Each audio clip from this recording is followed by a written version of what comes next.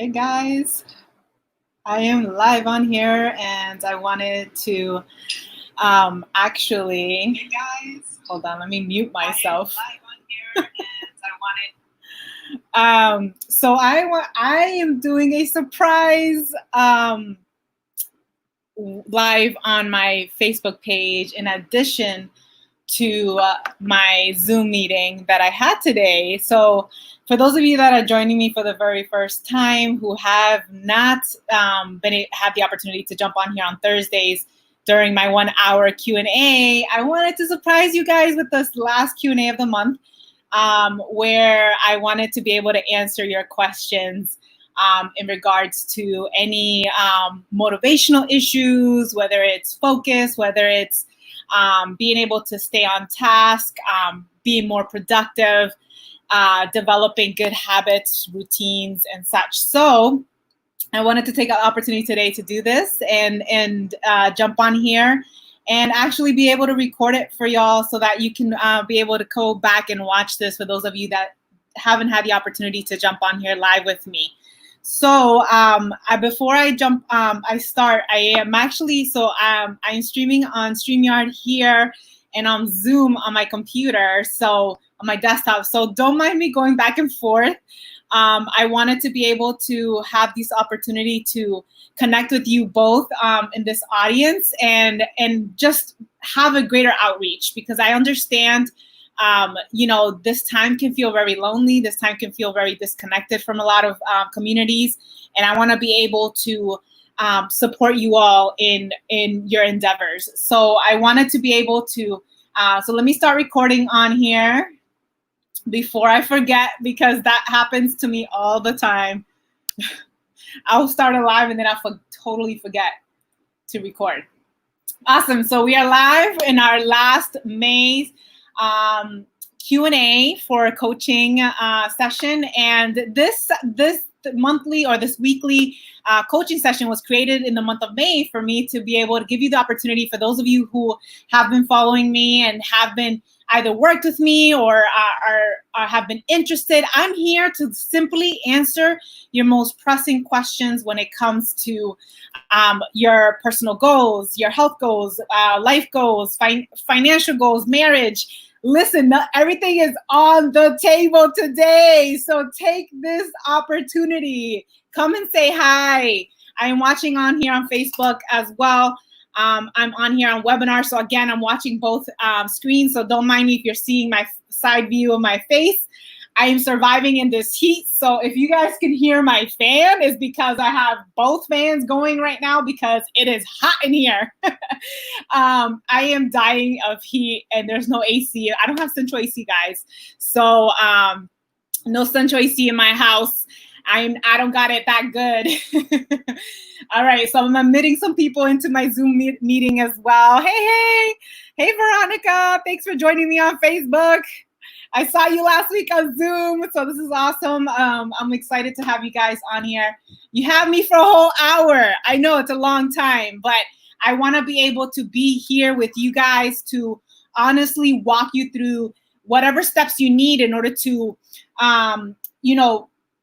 break through some personal self-limiting beliefs and break through really bad patterns and habits, and be able to break through prior experiences in your life that have made you feel less than, or made you feel like you're not enough, or you're not experienced enough, or you're not talented enough. All those things, I want to be able to help you to hone in your personal talents and gifts and things that I believe are in our purpose that God has created us for. And so thank you, Veronica. I washed my hair for y'all today, so it's not sweaty and stinky. Although it's not smell-o-vision. Hey, Becky, thank you for joining me. I can't see you or hear you, but hopefully you can hear me. If you can't turn on the video or the audio, it's okay. You can continue watching. So while I'm chatting away, if you have automatically have a question you want to ask me while we're live, go ahead and type it in the chat box in our Zoom meeting. there should be a little tab for chat, and you can type in any questions on there as well. And I'll be looking on the lookout for that, as well as on Facebook. You guys are totally welcome to ask me. So while I am here ready to open up the floodgates for you guys to answer your questions, I always love to start my Q&As with personal experiences that I've been going through to help you guys kind of break the ice a little bit, because I feel like sometimes we tend to feel fearful to ask questions, especially when it's personal, on a personal level. And this is kind of why I was doing them on Zoom, because a lot of people would rather not share their personal struggles and would rather keep it private. And so that's why I had that space. But if you are bold enough to ask me on here while you're on Facebook, you're totally welcome to. So before I jump in, I wanted to talk a little bit about figuring out your values and beliefs, because even though we don't realize it, a lot of our personal beliefs, our personal experiences in life dictate a lot of our choices in our life. And so a lot of those experiences we had, whether they've been positive or negative, can dictate whether we go for that job that we've always wanted to go for, whether we decide to leave the job that we have felt miserable in, or maybe not totally happy or not fulfilled in. All our beliefs and values have power in dictating our ability to make those decisions. And so that's why today I wanted to actually ask you guys some questions in this process, and to help you guys kind of dial in where you need to be and how to do it. So, because again, I'm trying to multitask here, I wanted to write some questions down, and I'll put it in the comments, and I'll post it on here on Facebook, and then I'll also share it on Zoom.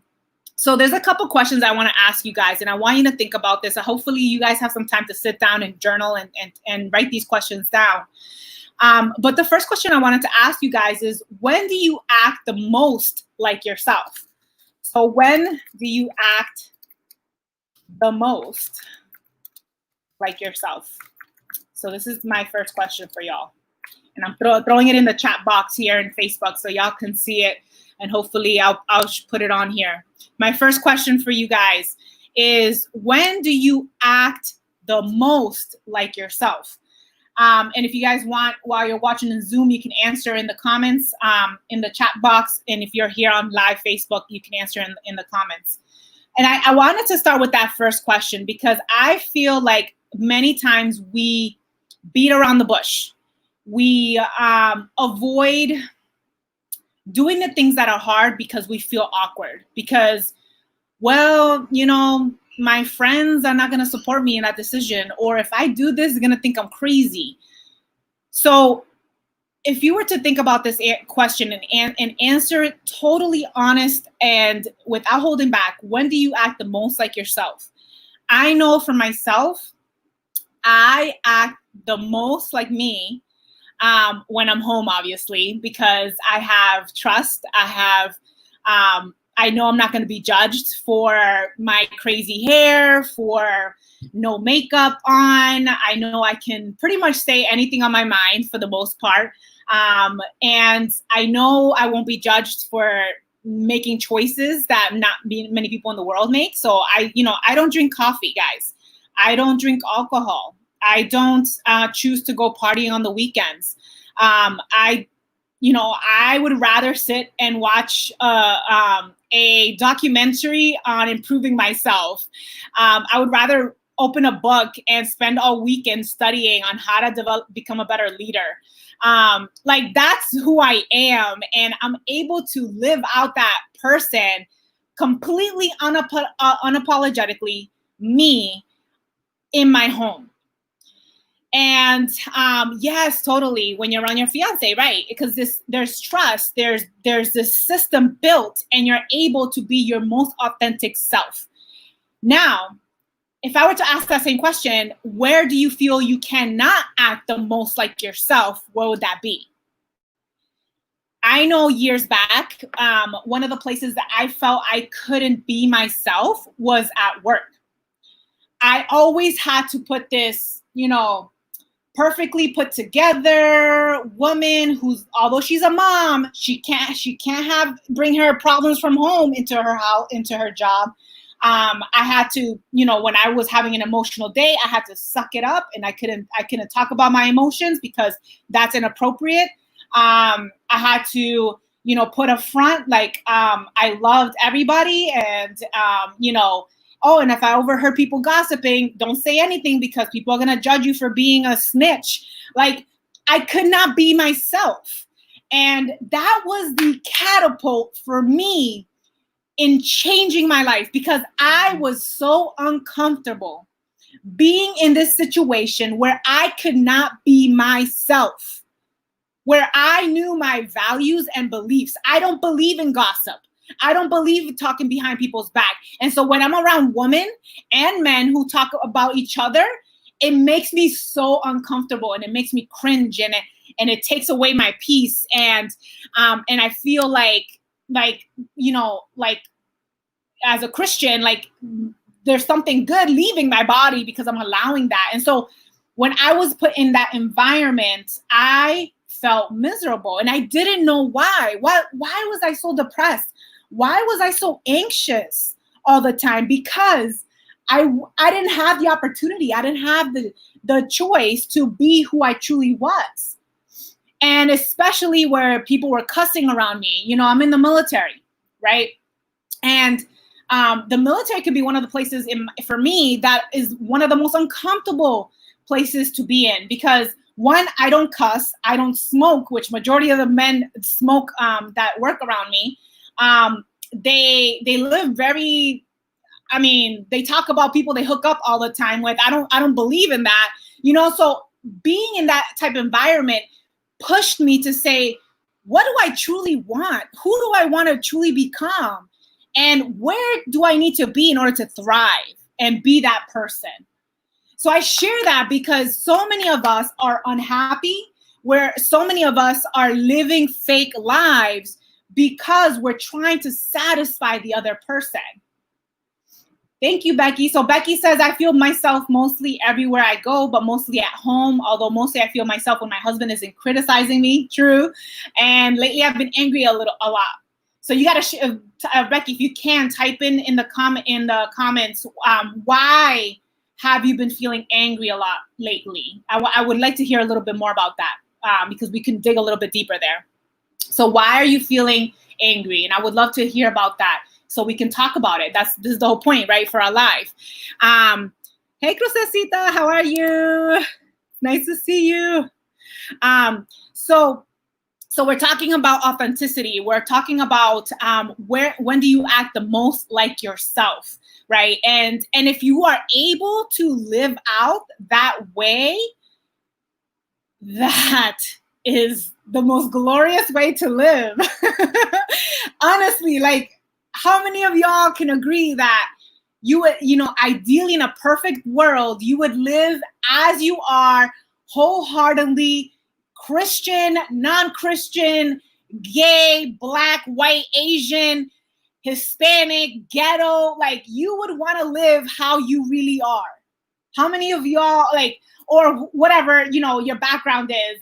I'm giving examples of who I am. Like, I'm ghetto, I have an accent, I am super loud and out there. I can be really motivated and in your face, which some people hate and can't stand about me, but that's my quality and that's who I am. And so I've learned to accept it and take it as it is and realize that's my strength, and that's okay if other people don't like it, right? And so that's me. That's who I am. And it's taken me years to fully believe in who I am and live into that every single day. So that's why this question is so important. And I have so many other questions I want to ask you guys, but I wanted to start with this one. Yes, not right now, buddy. So, sorry, this is my life as a mom. If you hear him open the door and start screaming at the top of his lungs, you guys know it's my child. The second question, okay, so before I move on, I want to make sure I answer any other further questions on this specific topic. When do you act the most like yourself? So So Becky is sharing. This is a raw moment, and thank you so much, Becky, for being open enough to share what is causing anger within herself. And so I'm gonna share this, guys, her response as to why she's been feeling angry.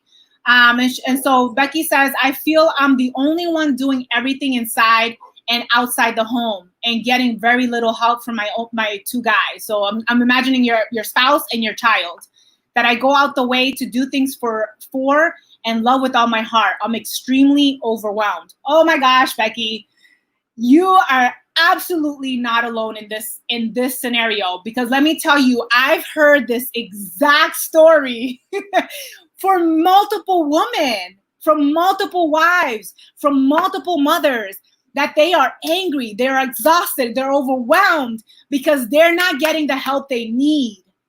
And so first of all, I want to validate that feeling, your emotions that you're going through right now, because it's a valid emotion, and you have the right to feel that, because who wouldn't feel frustrated if you have all this work to do and there's no one there helping you, right? That seems to be the story of a lot of women, of a lot of wives. And even more so if you are working and if you are taking care of the kids and you have to cook and clean and manage everything.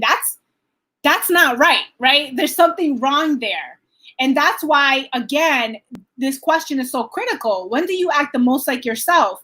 And I'm going to challenge you, Becky, because you mentioned that you feel the most like yourself everywhere, right? But I'm going to challenge you and ask you, do you feel like you're yourself right now through the stress and the overwhelm? Do you feel like your most authentic self? And you can answer if you want. I think your audio is off, so I can hear you.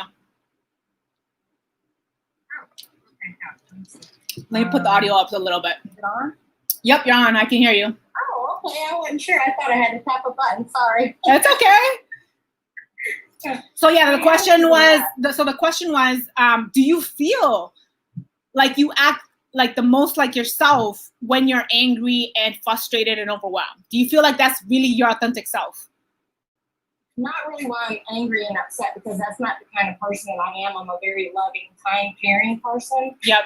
But in the last couple of years, my husband and my son are both gaining up on me, telling me I am angry, I'm frustrated, I'm mean, and I'm a hateful person. And that's not the kind of person that I am. And I don't appreciate it. And I feel like my son is picking up on what my husband's putting out. But my husband wants me to go to work so he can quit. And I don't think that that's fair to me when I'm already doing everything that I'm doing already. And I don't want to talk smut about my husband that I love and I've been with for 23 years. But I don't think that it's right to put everything off on me and me have to do everything and then him go to work and come home. But I do want to give him the fair share of it, knowing that he had a heart attack almost 2 years ago. But I just kind of feel like he's kind of using that as an excuse to continue to sit on his butt and do nothing, even on the weekends when he's off, even when he has vacation times, he doesn't do anything.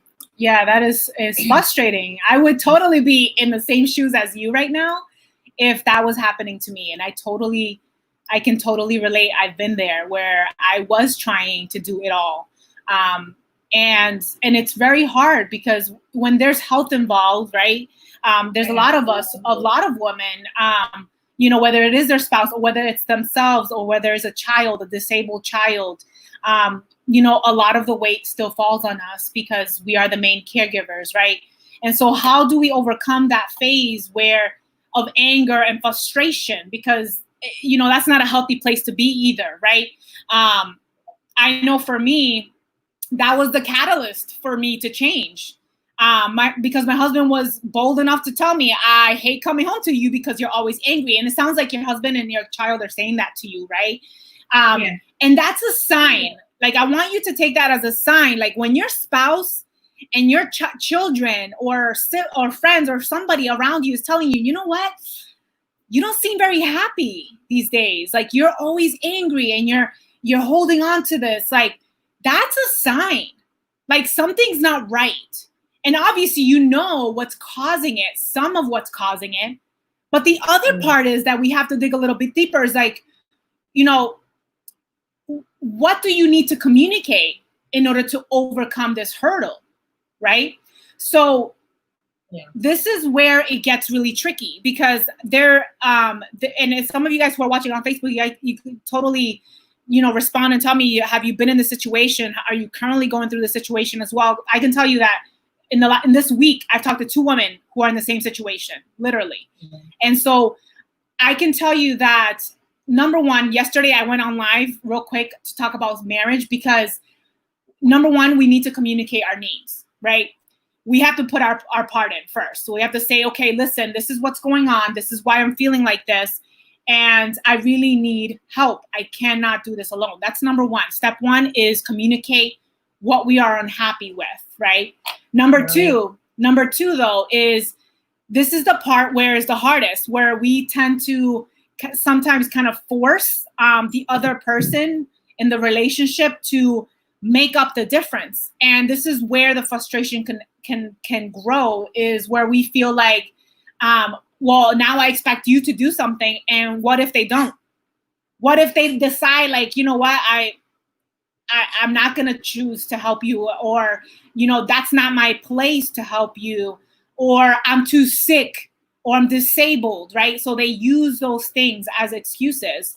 And let me tell you, whether you are in your situation where he's sick, right, or he was sick, or there's others in relationships where the culture prevents the man from helping the woman, where in their mind they say, no, the man does not help the woman with dishes. The man does not help, so it happens in all cultures, right? So one, you have to communicate your needs. Two, what happens if they don't reciprocate? What happens when they do not reciprocate? So this is where the communication comes in again. And you have to be direct. You've been married for 25 years, you said? 24? 23 years marriage, right? Oh my gosh, right? I said, like, marriage gets harder and harder with time and with kids, and right? So as with time, we get so comfortable. We get so just comfortable with the routine that eventually we stop working for the marriage, right? Mm-hmm. And so it's going back to basics, right? Mm-hmm. When we were dating back, 20 years ago, 10 years ago, 7 years ago, wherever you are in your relationship, you have to ask yourself, what was working at that time? Why was he helping you then and not now? How can you bring that back? And he's depressed. So that's good to know, right? So you have to find out, why isn't he helping you? And oh my gosh. So I had, I was doing one of my lessons this morning, that I study. And one of the topics was talking about how do you deal with iniquity? And iniquity is another word for sin, for wrongdoings. How do you correct that, right? How do you resolve iniquity in our society? And how do you improve bad situations? And I love this answer because, and Ashley, let me read it back to you, because I think this is super, super helpful. Let me see if I can find it, because I literally was taking so many notes this morning. So here's the thing. The answer to this, and again, this might be a little bit flipped, because let me just read it. It says, when somebody or a community or society is involved in iniquity, in wrongdoing, in sin, in all these things that we're seeing, right? The way we should react is with love, right? It's with ministering to that person's needs. It's encouraging that person. It's helping them to turn to God. And so you have already been serving, right? You've been cleaning, you've been doing all the physical aspects, but like you mentioned, maybe there is that emotional and mental aspect that's been missing, that support system, and figuring out, why is he depressed? Why is he not happy within himself? And that's where you have to encourage, not force, not tell you, this is what I need you to do, and you're going to do it, and demand, your way, right? Because that never works in any relationship. But encouraging, encouraging them to help them to be able to get the help they need, and that's a hard conversation, and it's a process. It doesn't happen overnight. It doesn't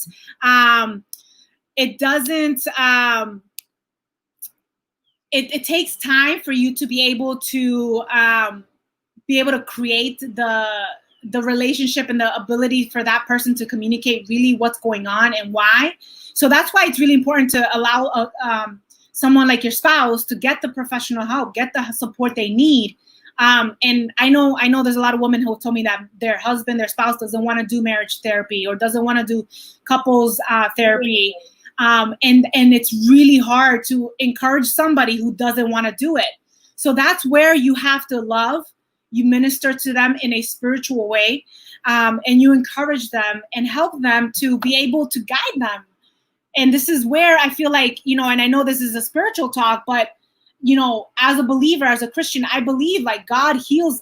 It can heal anybody and any situation, any circumstance, if the person's willing to be healed and willing to listen and receive, right, guidance. So this is, and I can't answer, we can't, delve even deeper in this one session, but, I want you to realize that there is a process to this situation, to this feeling overwhelmed, exhausted, frustrated, angry. And you have to be willing to understand that that this is not the way you want to continue living, because some people, they're going through that and they just take it as, this is normal and this is my normal. Like, this is how life is going to be for the rest of my life. And they continue in that misery. Or two, you choose to do something about it. And hopefully you gain enough courage to be able to then move forward and support him in however way he needs the support, mentally and emotionally, because we sometimes forget that those are important pieces too. It's not just the physical. And so, that's my word of wisdom for you in this situation, and hopefully you'll be able to find the answers, especially in this situation, because it's not easy at all. And it takes time. Like, I've been years. It's been going on about 10 years, ever since he lost his nephew and his mom and his niece. He kind of blames God for taking them from him, and I said, you can't blame God for that. They were destined for greater things. Yeah, you have to learn to forgive and accept his will. So it sounds like it's more a relationship. The relationship between him and God is what needs to develop again and needs to grow in. And so, however way you can help him and nurture and encourage him in that relationship, that will be your number one job. Your number one job is praying to God and asking for understanding on how can I support my husband spiritually. How can I help him and encourage him so that he can develop a relationship with you again, right? So that's important, right? And so, and that is a relationship that does take time, especially when somebody has lost trust in the other, right? And it works the same way. It works the same way even with God. We lose trust in that person, even though he never leaves our side, right? So thank you so much for sharing that, for being open enough to share that. Thank you, Becky. So I'm sorry about that. I have to go in. It's thundering outside. No worries. I'm just gonna put you on mute, okay? All right. So thank you guys for joining. So the other question I want to ask you guys, so we've already asked, when do you act the most like yourself? And the next one I want to ask you, and this has everything to do with figuring out your values and beliefs and living into that, so that you can find the joy, the peace, and calm in the chaos. So let's see which one I wanted to ask you guys.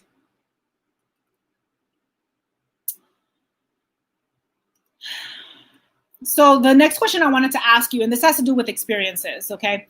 Describe the hardest experience you have experienced, and what did you learn from that experience? I know it's a lot of words of experience. So I'm gonna type it up here so you guys can see it again. So describe your hardest experience you've been through. And I'm gonna just typing it up in the comments so you guys can see it, for those of you who are jumping on in between. And what did you learn? So I love this question because it allows you to really reflect on the experiences you've had in your personal in your personal story. Our stories are so powerful. And I was listening to this quote or this talk this morning while I was running, and the speaker said that, you know, the world will break us. It's a guarantee. The world will break us, but in that brokenness, we become our greatest selves. And so I love that, because if you were to look back at your hardest experiences you have had, what did you learn from it? Because here's the thing, is that there are examples over and over of resiliency and overcoming the hard times in our personal lives. And if we are able to reflect on those times, here's the thing, here's the key thing, is that if we're able to reflect on that, guess what? We will be able to utilize and use that same skill, those same resources and attitude that we had during that time to overcome this time. So Veronica is sharing here, she lost her dad when she was 17. And from there, I didn't make the best decisions, but God is good and never let me go. I am better today because of him. Thank you so much, Veronica, for sharing that. And that's so hard. I can't even imagine losing your parent at a young age. And I know so many of you, so many contacts and influencers and acquaintances, friends that I know who have either lost their family, parents at a very young age, or whether they were adopted and they never got to meet their parents. So like those experiences can be very, very traumatic. And it's very hard to recover from them in some situations, right? So if I were to ask you, Veronica, what did you learn from that experience besides becoming better from it? Because as we know that the world will break us, but that brokenness will make us better. What did you learn from that experience of going through that pain and that struggle? Because as we reflect on those moments in our life, the greatest tool we have in our tool belt, and I always like to say that, in our tool belt, is looking back and asking ourselves, what did I learn from that experience? Because here's the thing, is that history tends to repeat itself. And if we look at, our politics, if we look at governments, if we look at wars, if we look at, the world where we are today, like history repeats itself when we don't learn from our lessons. And so it's important that we understand the lessons we're learning from these experiences so that we are able to, one, avoid it in the future, although we can't always avoid it. And number two, be able to become stronger and be able to resist the next time it happens. And so you'll learn how to react or deal with it better. Or three, we avoid it at all costs because now we learned from that experience. So you learned, I love this, I learned I'm tough as nails. Yes, circumstances didn't define me, but it molded me and taught me not to take life for granted. Life is a gift. Oh my gosh, what a lesson to learn from death. And let's talk about death for a second, because there are so many people seeing death right now, whether it's directly in their family because of COVID or because of other issues going on, health issues or accidents. There is just death all around us. And it's very easy to become super negative, to become depressed and anxious, to become fearful. But is that what we truly need to learn from those experiences? And I'm gonna say this right out, like we all have the right to mourn our losses. We all do. But I love the fact that you said that your circumstances do not define you. And it made you the person you are today, more resilient, more powerful, more successful as a woman. And it's allowed you to be able to be an example and a leader for those that are looking to you as a leader, right? So that's incredible. And I love that you said it's a gift, that despite that loss, despite that pain, it's a gift. So thank you so much for sharing that, Veronica, because it really is an example of, if you have the opportunity to look at your hardest experiences in life, every single one has a lesson behind it. Even the worst of experiences, I've lived through some incredible experiences that were consequences of my own choices, bad choices that I made as a teenager, then as a young adult. I had to face those consequences, and some of those consequences were really bad, and it tortured me, and it took me years to surpass those trials of my really bad decisions as a teenager. But it taught me to become, one, more understanding and empathetic of other teenagers going through the same thing. Like, if I hadn't gone through, what I went through as a teenager, I wouldn't be as empathetic. I wouldn't be as loving. I wouldn't be as understanding of other youth or young adults or adults, making huge mistakes, and, where other people would deem them as, oh, you're dirty, or you're not enough, or I can't believe you did that. I can look from the lenses of, I was literally there, and I understand how you feel, and I can share what helped me to get out of that. So your story is so powerful in supporting and encouraging and teaching other people. Like, it's incredible. If we were to really learn the lessons that we needed to learn from our experiences, man, we wouldn't be complaining. We would actually be searching and looking for the opportunities, right? Like, life is full of them. Becky says, my hardest by far was having a child with special needs, unlike most any other child, and having to learn how to take care of him, and be all alone in a strange place with no family. Learning to give him shots when I was terrified of needles, and having very little or to no emotional support other than my husband when he could be there. And she learned from that experience to stop and pray to God for patience, for strength, wisdom, and overall peace within. To know that this life is but a glimpse of what we can become, and death is a part of life and as living. So her greatest lessons is relying on God. Like, there is nothing that God cannot help us get out of, right? And what a lesson to learn. Like, I'm sure, like, there's people out there that have never experienced, or haven't experienced yet, such a detrimental life experience, right? And most likely they know God, or they pray once in a while, or maybe they don't even believe in him. But when something like this happens in their life, everybody falls on their knees, right? So sometimes that suffering, the pain that we have to go through, it's almost like it draws us closer to God.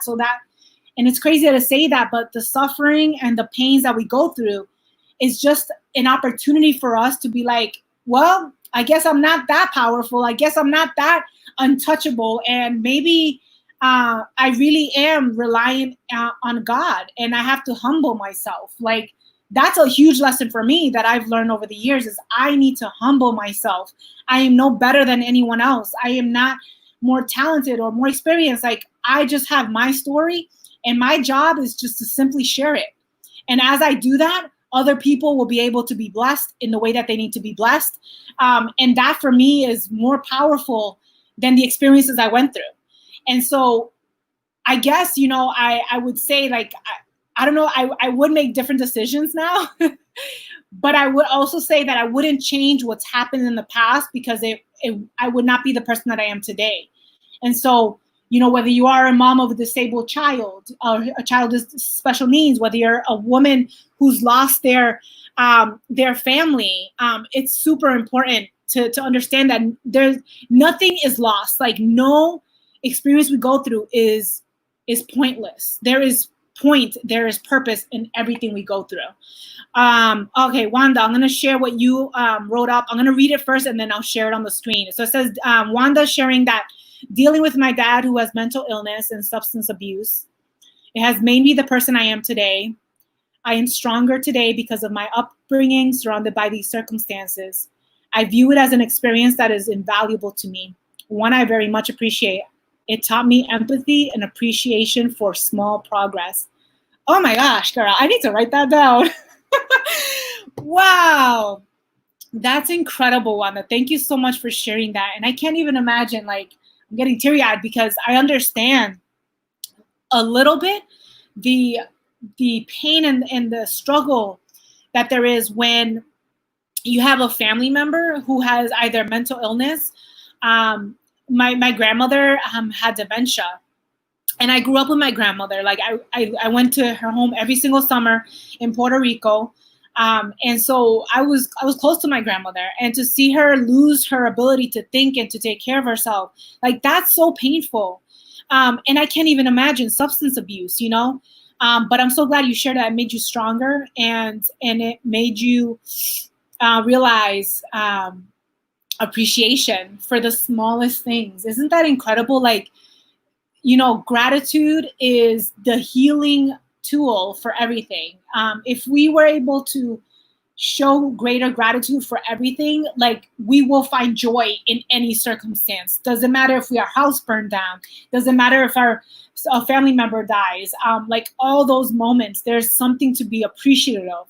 And that's important to understand that. So thank you so much, Wanda, for sharing that. I'll put it up there now so people that are watching can see that. Thank you. And I love that you said the appreciation for small progress.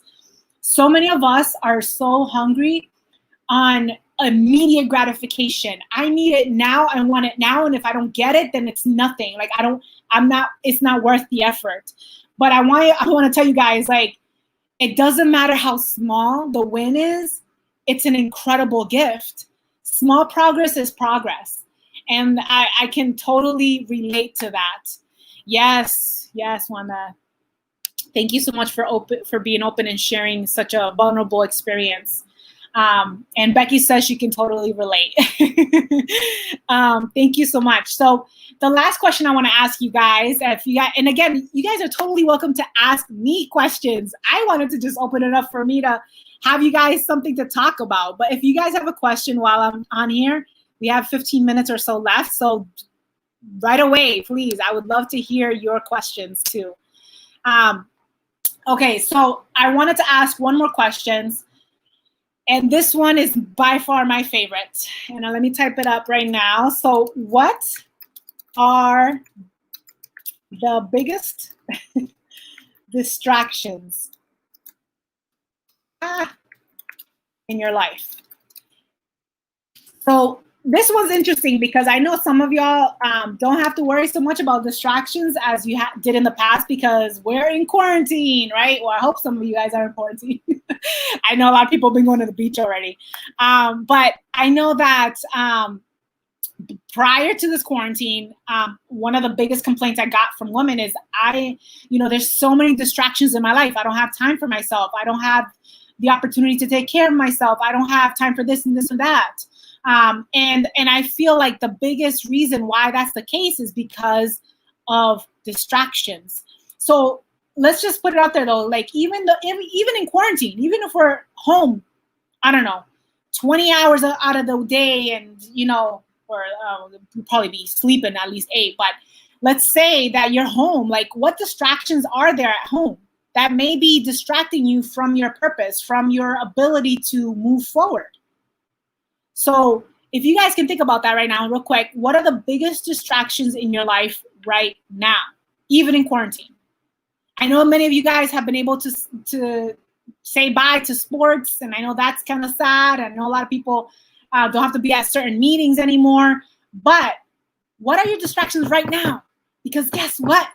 Life is full of them.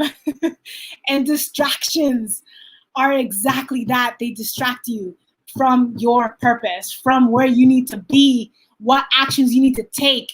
Or, sometimes distractions can be good habits or good things we do. Like they're good, but there can be better decisions, right? So there's a lot of things in our life. So let's say, for example, I'm going to throw out an example for myself because as a coach, online coach, there's so many things we can be doing. We can be doing a podcast. We can write a book. We can create our website. We can partner with other organizations, right? So one of the distractions that I may have, right, and this is an example, it's not an actual scenario, but one of my distractions can be, well, I'm going to start a podcast and I'm going to write a book. Where in my life right now, where I am, that might not be the right thing to be doing, because I need to build my audience. I need to be able to build my clientele. I need to be able to do things that will create the foundation for the podcast, for the book, right? But are those things bad? No. Creating a podcast, writing a book are not bad. They're great things to do, but they can be a distraction, because now you're adding something else. You're like, oh my gosh, I'm in quarantine. I can write a book. I can create my podcast. I can do a million things now, right? And so we can get caught up in the moment and say, well, I can do so much more. And those things become distractions. And distractions from your ultimate purpose. So even in the first month, I was totally lost working from home, even though I had been working from home, but having the kids at home, I was distracted. I was distracted from, because I was so tired. I was like, I'm just going to veg out on Netflix. And that's an easy distraction. And so what are some of your distractions? So Becky says, I can definitely relate on the note of electronics getting absorbed in loading track of time. Talking on the phone and trying to get one too many things done at once. Yes. I feel like I relate on a lot of those aspects that, as women, we can multitask and do so much, but really, we really can't do that much at once. Not if we want to do a good job at it, And I think that's the problem, is that we feel like we're super moms and we're super women. And I want to just kill that myth right now that we aren't super women and we're not super moms. We are our best when we are focused, when we are determined in one thing at a time. And so if in this season of your life right now, you need to figure out what is that one thing in the next month, in the next 3 months, in the next 9 months. What is the one thing you need to focus on? And that should be your compass every single day. But the problem is, again, there's a lot of shiny objects all around us. And we're like, oh my gosh, I need to do this. I need to do that. I need to do this. And it distracts us. And therefore, we don't build momentum. We get stuck. We feel like we're not enough because we're not keeping up with the and I always say this term, the Joneses, whatever. And so that becomes a distraction. So I can totally relate with that, Becky, is trying to do too many things at once. So best solution for that is right here, I'll tell you guys, is one of the things I do in my journal every single morning, my journaling, my prepping for the day, and organizing my day, is I always write down 3 goals I have for the day. And those 3 goals are related to my purpose, to the thing that I'm designed to do. So as a coach, my purpose is to serve and support women to become greater leaders so that they can grow, develop stronger families. So every action I take every single day, besides laundry, besides cooking and homeschooling, all those things are part of my personal home life, right? Those are separate. But for me and my personal life and in my business, my focus is, okay, who do I need to serve today? Who do I need to reach out to today? Who do I need to follow up with? Who do I need to, which connection do I need to make with partners? And all it's focused on women, on mothers, overwhelmed, stressed, exhausted, and professionals that maybe are not happy in their profession. And so my focus is, where are those people? And that's what I need to do every single day. So my goals are 1, 2, 3. Emails, follow-ups, networking, and it's only related to those things. So whatever it is for you, you have to get focused on that purpose, and it takes time. And I know, like today in this one session, you're not going to have the opportunity to get laser focused and sit down and say, what is my purpose? Like, there is a process to that, and I don't get bogged down or discouraged that if you still haven't figured that out yet. But I will say this, that in doing so, in figuring that out, life becomes easier. I know that sounds like, yeah, okay, that's crazy. But it really does, because it becomes easy for you to say no to people, to events, to connections, to friends, to a million things that do not have to do with your purpose. So Wanda says, totally agree too. Too much at once, not completing anything. Yes, that's what happens when you multitask. Like, we think we're efficient, but we're not. Multitasking is a myth. Multitasking does not work. And I had to learn that the hard way, because I used to preach multitasking. So sorry, guys. I used to be that person, said, oh my gosh, I'm an incredible multitasker. I can be working on my business and cooking and cleaning the dishes and listening to a podcast. No, like, you're not efficient that way. So you have to learn what it is that you are designed to do. So, do any of you guys have any questions for me? Any other questions besides the ones I've thrown at you guys? This is what I'm here for. Maybe I've answered a lot of your questions while we've been chatting.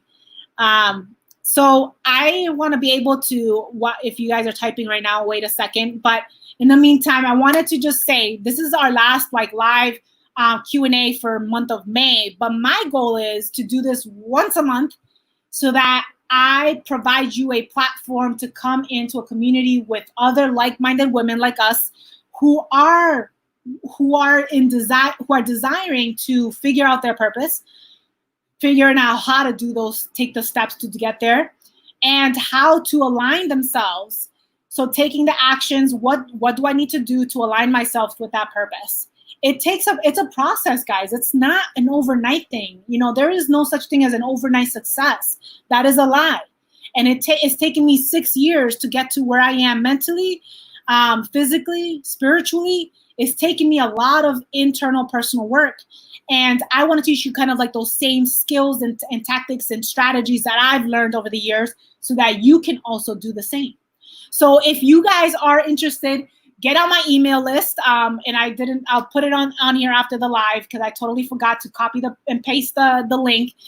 Get on my email list and join me in my newsletter, because I will put in the newsletter when my next Q&A will be for the month of June.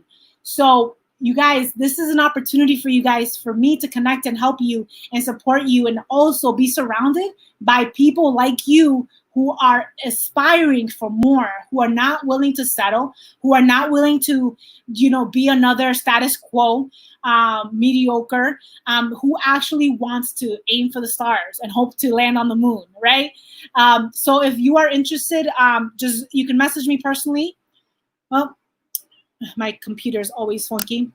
So you can message me personally, or you can comment below your email, or I can send you the link to sign up for my newsletter. And that way you guys are informed as to my next Q&A that's live as well. Again, I won't do these every single time on Facebook, so get on the email list. And if you guys aren't interested, I have my next 90-day virtual fitness challenge starting in June. So for those of you who have missed out in month of May, I know some of my ladies are on here. Veronica is joined us, so thank you so much. For anybody else who's been interested in getting on the health bandwagon and getting a plan for nutrition, exercise, need the support and accountability, reach out to me. I would love to help you and give you all the information you need in order to join me for my June 90-day fitness challenge. So every month we're starting a new 90-day cycle. So those of you who are interested are totally welcome to join me. Thank you guys so much for joining me today. I don't see any other questions.